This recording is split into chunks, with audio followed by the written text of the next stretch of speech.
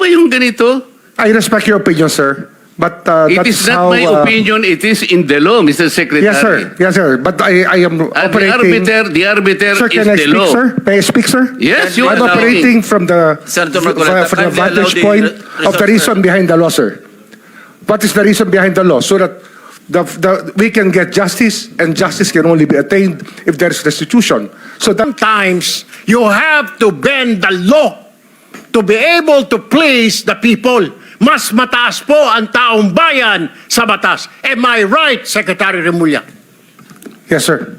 Widespread, according to ICI, yung Independent Commission for Infrastructure, na meron daw po empleyado ng DPWs na pinagsisira po yung mga dokumento.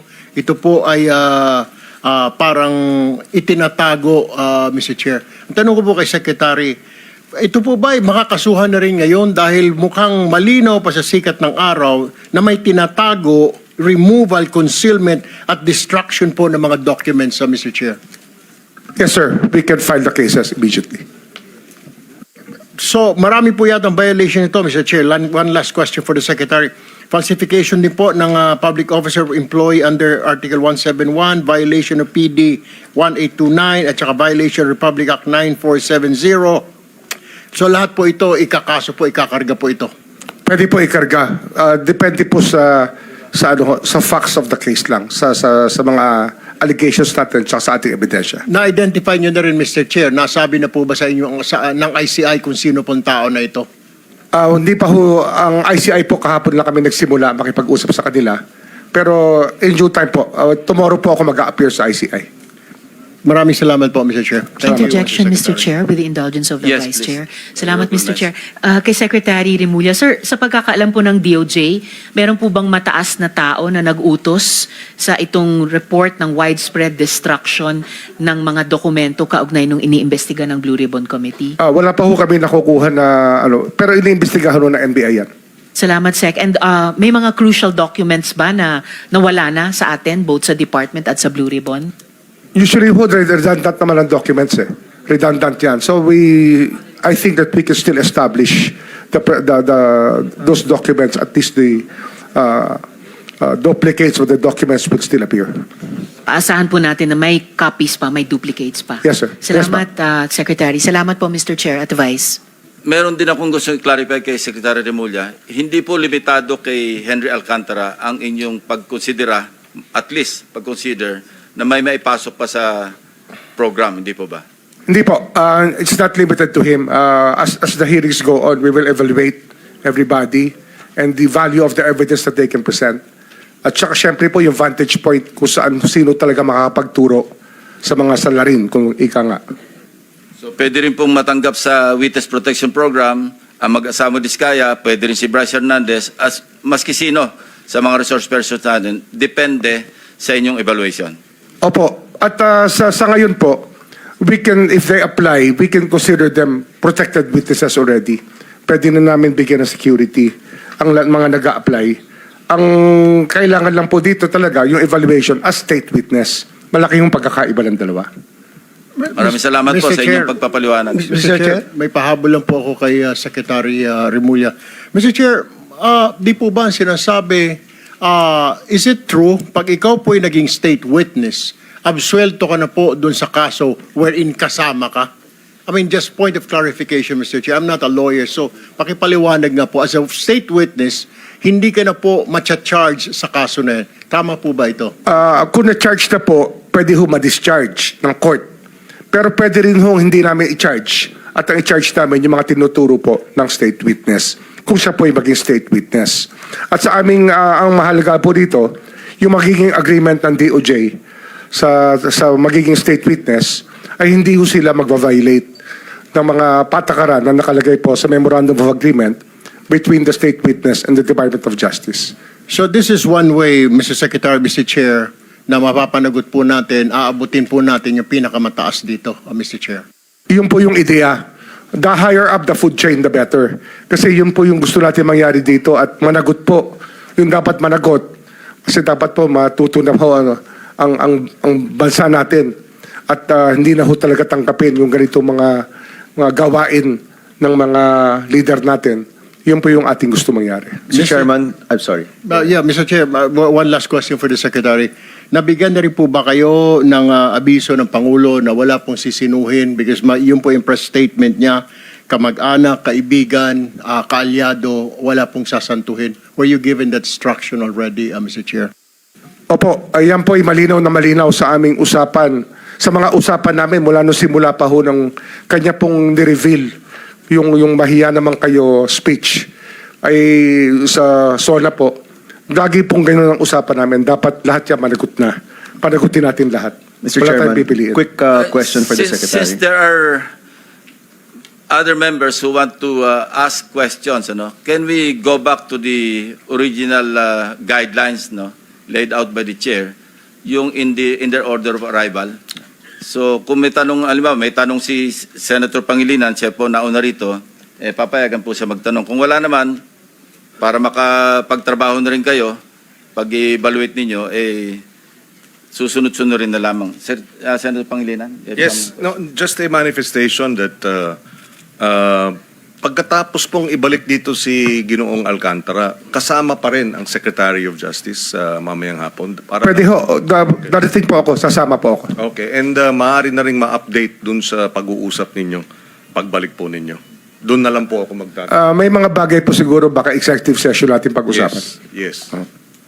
With that, wala na po akong tanong kay Thank you, Secretary. Senator Kiko. Senator Bam? Quick question for the Secretary. Secretary, pagdating sa pagbabalik ng pera, tama ba na pwede itong gawing kondisyon sa pagpasok sa Witness Protection Program o pagiging state witness? O hindi ho kasama ang usapin po ng pagbabalik ng pera? Ang ano ho kasi, ang pagbabalik ng pera, yan po ay inuutos ng korte. Pero para ho makita natin ang good faith ng isang testigo, isang tanong po yan na binibigay natin sa kanila. Kasi kung gusto ho nila maprotektahan, dapat yung full good faith, isosolid talaga nila. Yun po yung isang test natin sa kanila. Hindi ho, wala ho yun sa patakaran, pero isang test po kung reliable po yung witness o hindi. Mr. Secretary, palagay ko po yan ang hinihintay ng maraming tao. Kung meron pong mag-state witness, mahalaga na maibalik po yung pera na ninakaw po sa ating bayan. Opo, salamat po. Mr. Chairman, Chair. just very quickly lang, just to follow up. Okay, Very quick. go ahead. Yes. At doon sa usapin, kasama ba na sa usapin ng good faith, ilalabas niya lahat ng mga accounts niya at ipapaabot sa inyo? Hanggang sa kaya pong makuha sa testigo, yan po yun talaga mga gusto natin mangyari. Accounts Kasi and amounts. opo, kasi may dalawa naman tayong proseso rito. Pwede ho itong hingin sa kanila. Kung di naman nila ibibigay, andyan naman po yung ating Anti-Money Laundering Council na pwede hong mag-freeze ng accounts. At yun lang po, papa-forfeit lang po natin sa Sandigan Bayan pagdating ng panahon. Willing ba si Ginoong Alcantara ngayon na sasabihin niya sa pag-uusap niya? Senator Pangilinan, you're limited to one Yes, question. yes or no lang, Mamaya yes na or lang tanghali. Oh, yes or no lang, Mr. We will ask him. I think that he has signified his willingness to do that already. Ayan. In a prior message to one of the contacts in the Senate. sir. And for the record, Mr. President, si Ginoong Alcantara is nodding his head. Hindi man siya nagsumagot, he is nodding his head. Thank you. Thank you. Senator Risa? Quick two follows up, Sec, dun sa kaninang issue ng reported na destruction at tampering ng mga DPWH documents kaugnay nitong investigasyon. May suspetsya na po ba ang DOJ kung sinong mas matataas na taong maaring nag-utos niyan? Posible pong mas mataas. Yan po yung ating tinitingnan sa loob po ng opisina ng DPWH tsaka lahat po ng pwedeng mabanggit sa mga sinumpang salaysay. Wala ho makakatakas dito pagdating sa suspetsa. Everybody's a suspect pag nandito na po sila. Everyone is a suspect all the way up to the top of food chain, ika nga sa DPWH. Opo, opo. And lastly po, kung mayroong mang kayong ma-establish na importanteng dokumento na natamper na o na-destroy na, paano pong gagawin? Paano po bubuin yung chain of evidence tungkol sa iniimbestiga ng komite? We will have to resort to secondary evidence. Pero that is an accepted mode under the rules of court and under evidence. At para ma-preserve po yung secondary evidence that still exists probably right now, meron po bang magagawa ang DOJ na pigilin na itong reported na destruction at tampering ng dokumento dun sa kabilang department ng DPWH? Yung mga pinag-uusapan na ho yan, as we speak ngayon, meron na ho kami mga taong nakikipag-usap sa kanila. Salamat po, Secretary. Mr. Chair. Thank you, Senator JB. Mr. Chair. Let's limit our questions kay Secretary Remulla para mamaya sa mga ibang resource persons na lang. Senator JB? Hindi, teka muna. Meron tayong Senator Soto is next. Wala. Senator Marcoleta. Senator Soto. Wala. Senate President. Senator Marcoleta?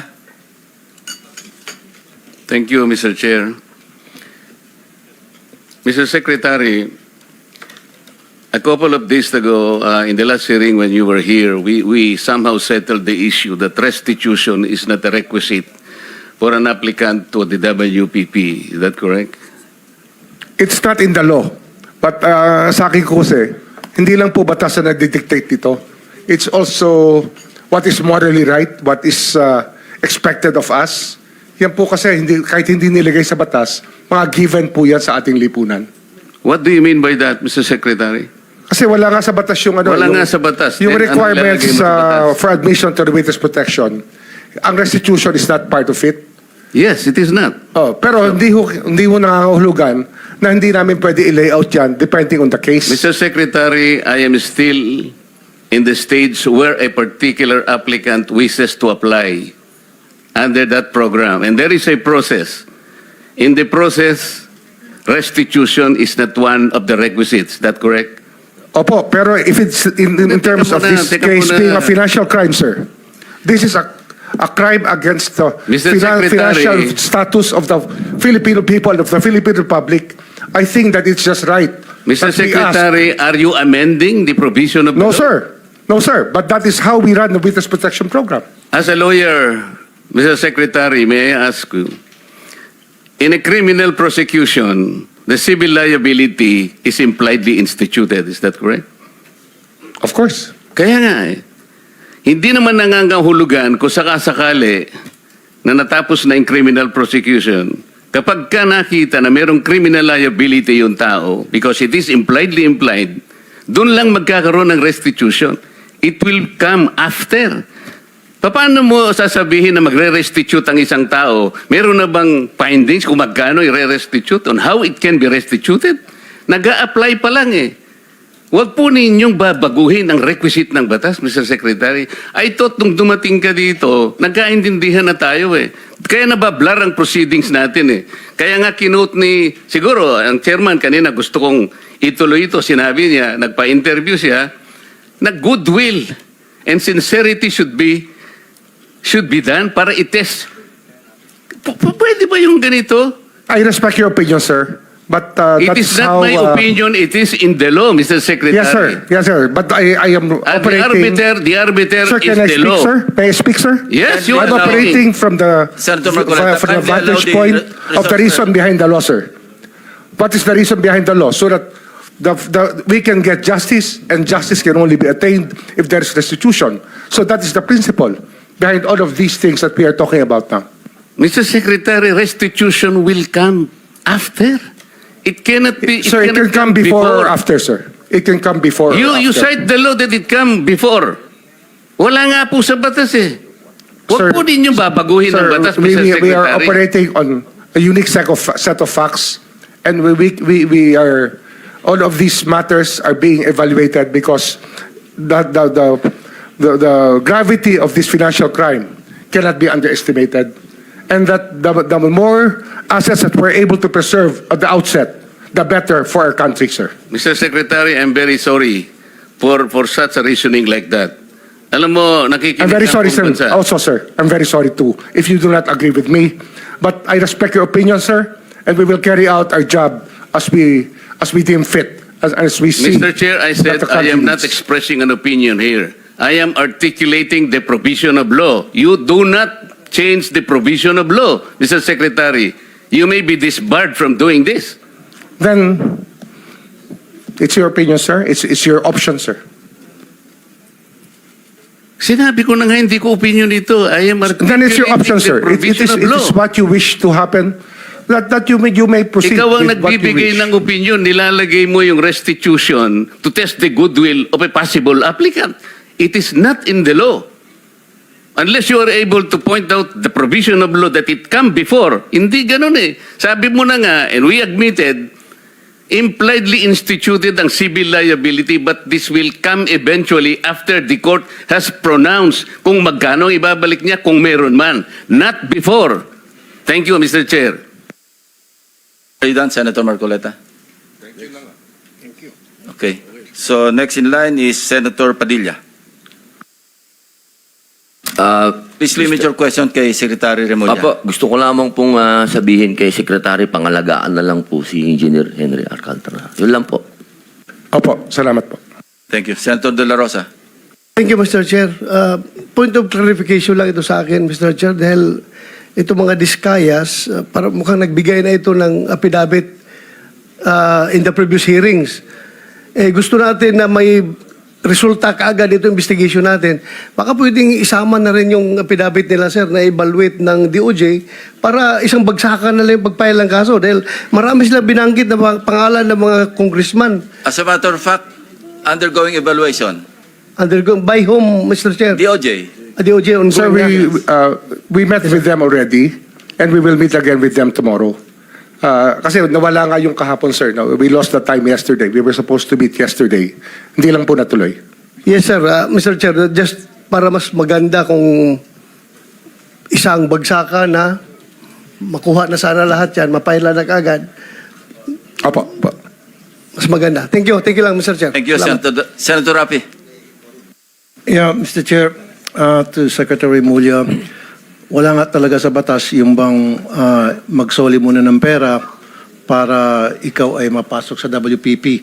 Pero kung pagbabasehan natin yung kagusto ng taong bayan, ang galit ng taong bayan, na gusto nilang magpakita in goodwill yung accused bago siya mapunta sa WPP, siguro mas maganda kung sundin natin yung kagusto ng taong bayan, right?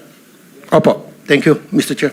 Mr. Chair, Yes, there's also, Senator. I would like to manifest that hindi ko alam kung nakikinig ho tayong lahat, yung sigaw ng taong bayan na libo-libo sa People Power Monument sa Luneta, hindi lang po pagnanakaw, they were also shouting, ibalik yung pera nila. And I believe the Secretary of Justice heard that, and I believe Malacanang heard that. Kaya nga po, dito po sa mga kontraktor, mga opisyal, isole ninyo ang pera ng taong bayan. Hindi po batas ang pinag-uusapan. Wala ho tayong pakialam sa batas na yan. Sometimes, you have to bend the law to be able to please the people. Mas mataas po ang taong bayan sa batas. Am I right, Secretary Remulla? Yes, sir. Mr. Chairman, Thank you, Mr. Chair. Second round, Senator Pangilinan. just to lower the decibels and the stress that comes with high emotions. Si Ginoong Secretary Remulla, si Ginoong Hernandez halimbawa, sinurrender na sa ICI no? Yung ilang vehicles at sinasabi niyang willing pa siyang mag-surrender ng Lamborghini. I mean, that's his voluntary act. If Engineer Alcantara will do the same voluntarily as a sign of goodwill, there is no law that prevents him from doing that. So Opo. therefore, we this restitution issue, while it is the law, does not prevent the government from being broader, mas malawak ang kanyang pag-implementa ng mga programa at mga batas, lalo na pag voluntary ang pagbigay ng mga malalaking, yung mga mamahaling sasakyan, voluntaring ilabas itong isurrender ang mga pondo, etc. Hindi po ba? Opo. Sa karanasan ko kasi, pag inintay po natin yung court judgment na maging final para isurrender po ang lahat, baka puti na mga mata natin, wala pa hong nangyayari. Kaya habang maaga po, we try to get as much para maibalik na po sa taong bayan yung dapat hong ibalik. In fact, yung pagbabalik is a sign of cooperation which the courts will eventually consider when it sentences or if it provides the exemption and the immunity. Hindi po ba? Opo. So that should guide itong ating mga testigong nais mag-apply sa Witness Protection Program. Kapag kayo ay nagko-cooperate, ito ay magiging senyales sa ating korte na maaring ma-grant ang exclusion and exemption and immunity. At the same time, kung may sentensya, pati iyon, mapapababa pa among others. For the record, Mr. President. Tama po. Thank you. Yes, Senator JV. Just last point before the Secretary brings Engineer Alcantara. Anyway, nagkatama yung haka-haka natin that Engineer Alcantara might just be the missing link to the higher officials that the people have been longing for. No? Nabanggit niya si Yusek Bernardo, Saldico, and some other legislators. So, I'm hoping that, Mr. Chair, that he will be back so that we can pursue further. And ang sabi ko lang kay Secretary Remulla, I hope that you can evaluate further kasi mukhang very vital and very